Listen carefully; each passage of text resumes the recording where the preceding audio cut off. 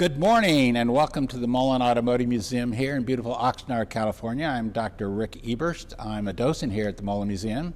Been here about 10 years.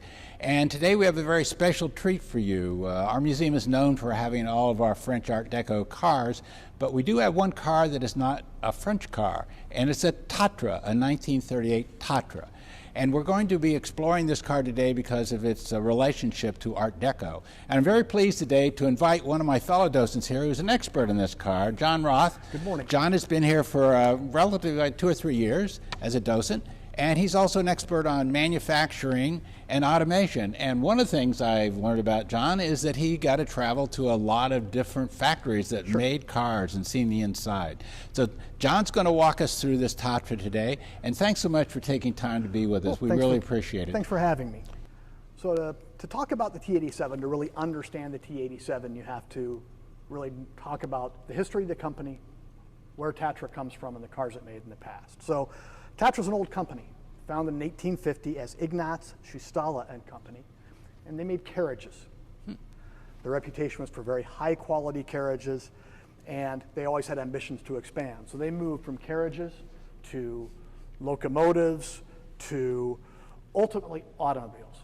The first Tatra car is called the President. The company also produced fire engines and trucks in period. And this is important because Tatra exists today, but not as an automobile manufacturer.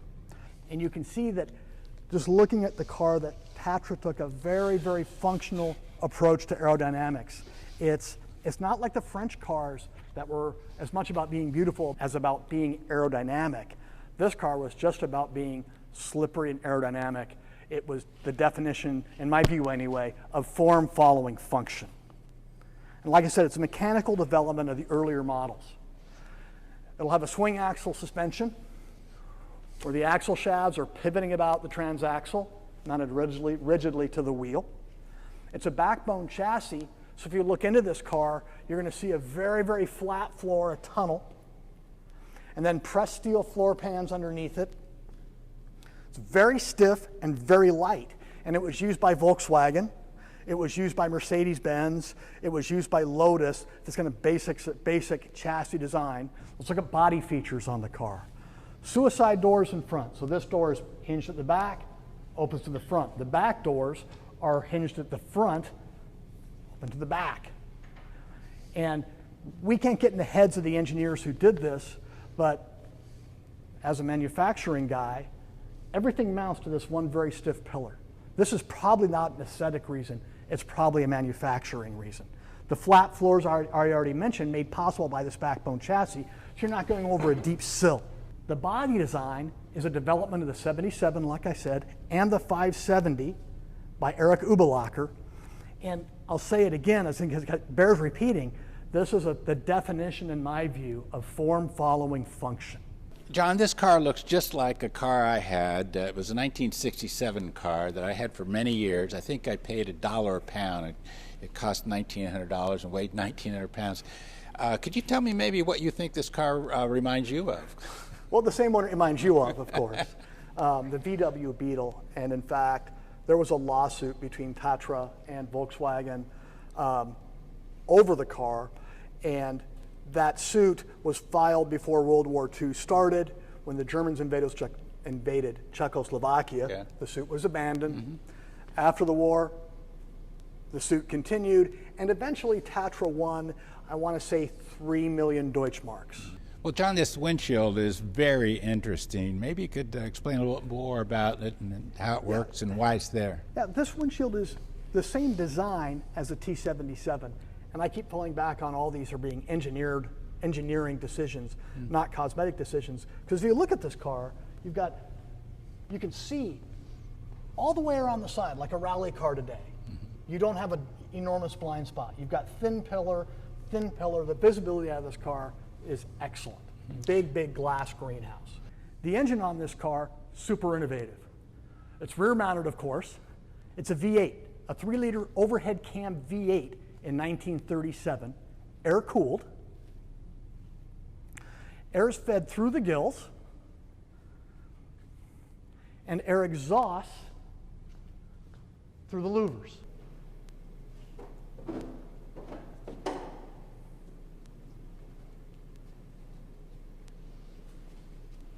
the Tatra engine's extraordinary, and you're going to see some elements that are common with other engines today. It's air-cooled, very unusual. You'll see it's a V8, 3-liter V8, chain-driven overhead cams,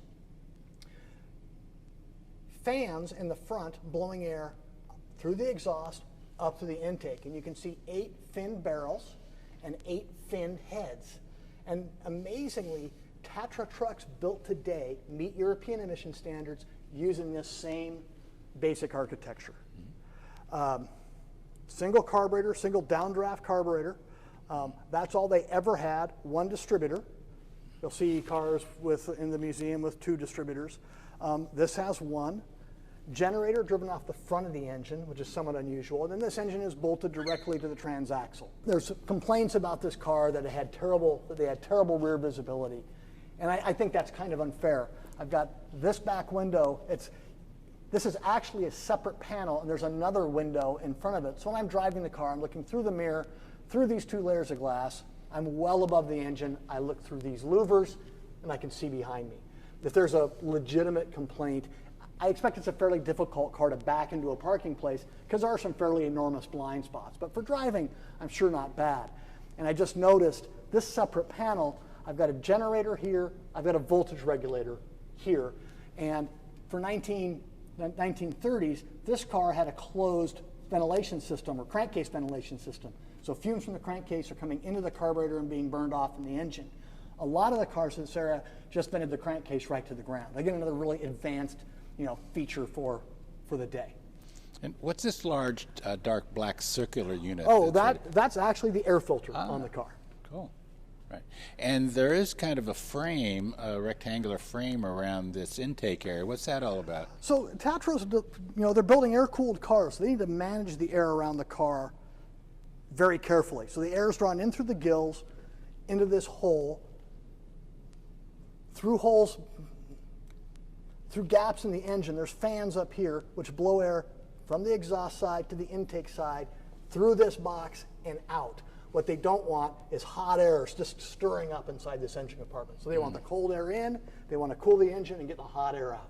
So it really has to be an efficient air circulation process. Yeah, they did a wonderful job of that. Yeah, we even see this today in some of the newer supercars, how important that is. Exactly. And then on the right side over here, we can see the actual registration plate and the VIN number and all that information about the car. It's a nice brass piece, I guess. Is that brass? It looks like it's brass. And look at those numbers carefully. They are not hand stamped. They're very accurately stamped. It's not a guy click, click, click, click, click, and the letters are all over the place. Well, we all know that this episode is all focused on all our cars under the hood and inside the cars and going in depth. And so we're fortunate that we were able to open the hood on this car and actually see what's up, which would be, I guess, the trunk. So I see a number of things in there. Maybe you could point out the most important features that are in here. Maybe we John. could call it the frunk.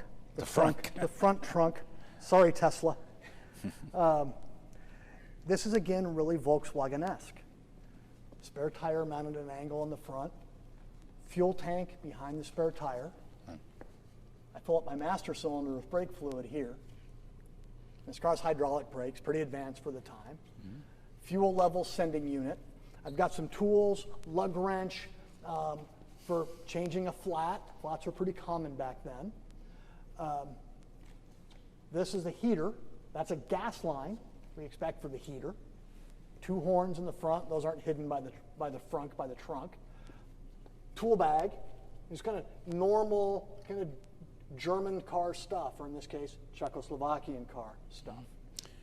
And even the spare we see has that very tiered a white wall tire on it, right? Yeah, and a 16-inch rim. John, you mentioned that this is a heater core radiator up here in the front. Why do you need this, and why is it in front? And is this the grill that provides some kind of air intake? Yeah, so it's going to be a gas-fired heater, I'm sure. Now, keep in mind, this is an air-cooled car, and you had an air-cooled car, and they didn't make very much heat. So people had manufacturers or people had auxiliary gas heaters, which I'm sure this is what this is. And it was designed for this car not to be freezing cold. It's a huge cabin in European winters. And I don't know, could you start this thing before you started the car? Did the car have to be running? No, VWs, I'm assuming it works like a VW because a lot of other things work like a VW on this car. No, the heater was entirely independent. Had a little spark plug on it and you started it up. And when you say gas, you I mean gas. Gasoline? That's a gas line going to the gas tank. Wow, all up here in the front. Yes, yes. Okay. Remember, it's 1930s, not today. So you don't want to rear end anyone, I No, would say. no. Cool. Good. Well, in our continuing effort to take you kind of inside the cars and show you how things work, we're here inside the 1938 Tatra, and we wanted to point out how things work and what you see. First of all, the first thing you notice is the steering wheel looks just like a 550 Porsche steering wheel, and I feel like I'm just behind a Porsche as I look at this. On the dash, going from left to right, the first thing you see is a little box over here, and that is your fuse panel, and it has all your fuses in it, which makes it very easy and handy to get there. Very nicely organized, very neat, well laid out. Immediately to the right of that is your speedometer. There is no tachometer in this car, which is kind of interesting. I can tell you there's 9,308 miles on the odometer right now. Here we have a temperature gauge, but that is the oil temperature gauge. This is an air-cooled car, so you would not have a water temperature gauge. Each of these gauges has evidently its own light, and so you have these little switches here that you pull out to turn on the light for these two gauges.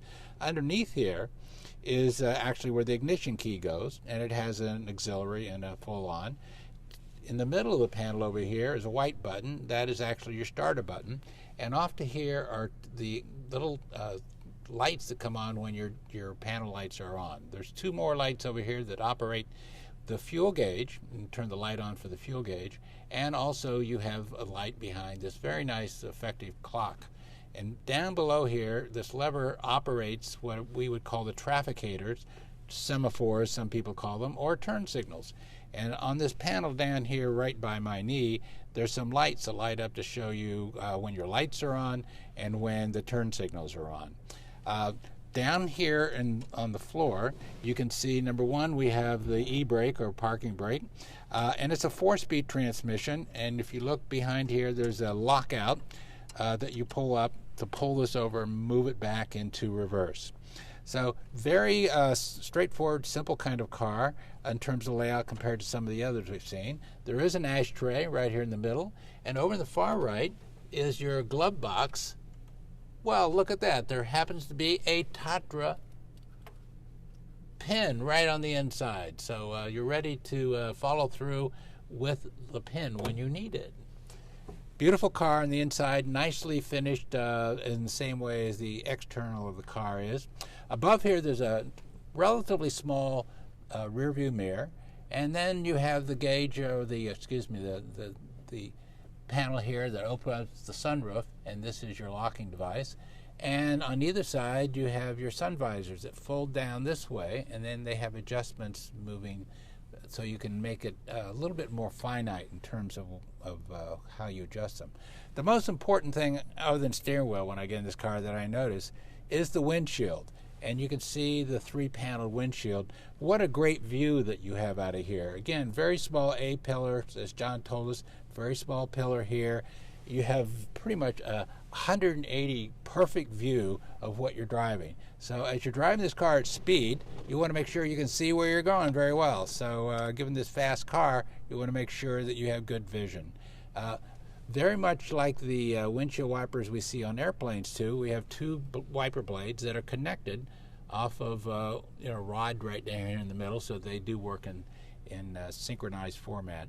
There are some vents up here for your defroster, and we did say this was a gas-fired heater, so you have a gas-fired defroster also.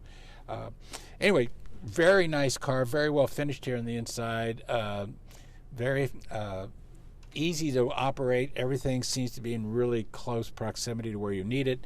I'm a tall guy. I'm 6'2", and as I sit here, I feel like I have plenty of room. And everything seems to be very ergonomic in terms of how the pedals are laid out and where the shifting lever and the steering wheel is. So I would say the steering wheel looks like it's, for me, set a little bit further to the right rather than just in the middle.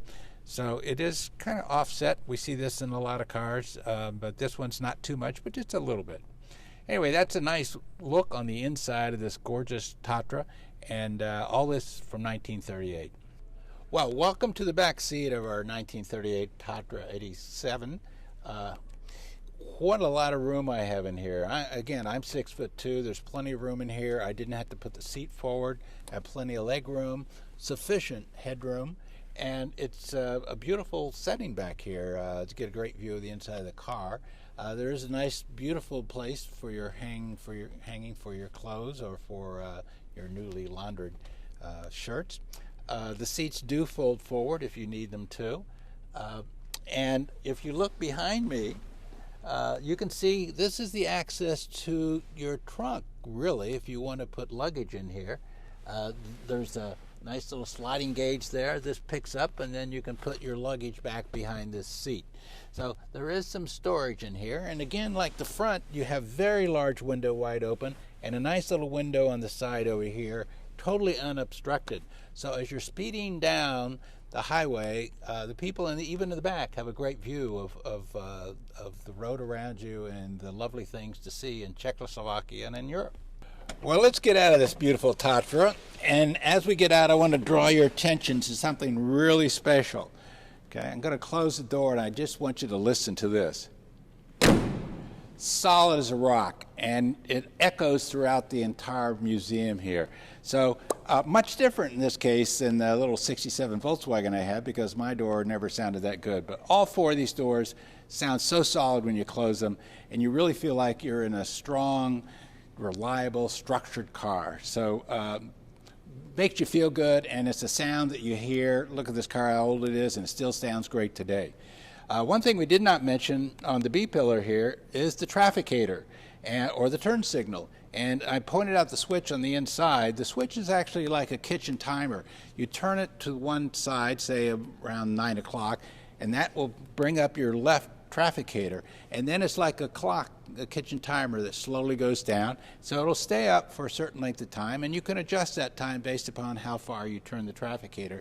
And then automatically, the little semaphore, some people call it, will recede back down into a nice little home here. And you have the same thing on the other side. So you turn the switch to the right, and the right turn signal pops out. Right there on the B-pillar. Well, listen, thank you so much, John, for being with us today and sharing all this great information.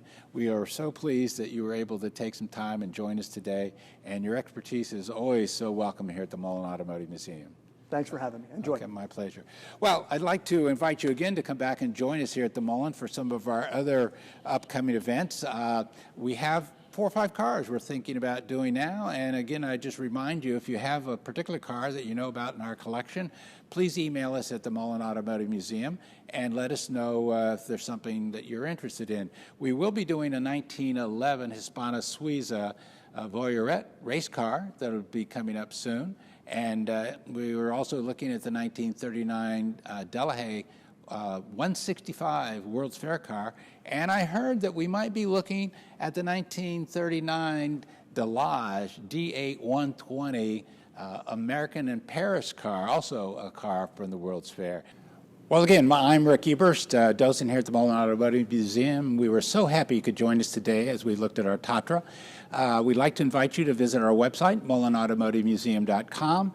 And please, if you have any questions or comments, you can send us an email. And if you have a car you'd like for us to see, you can pick it up there and send us a little email. Let us know what might interest you.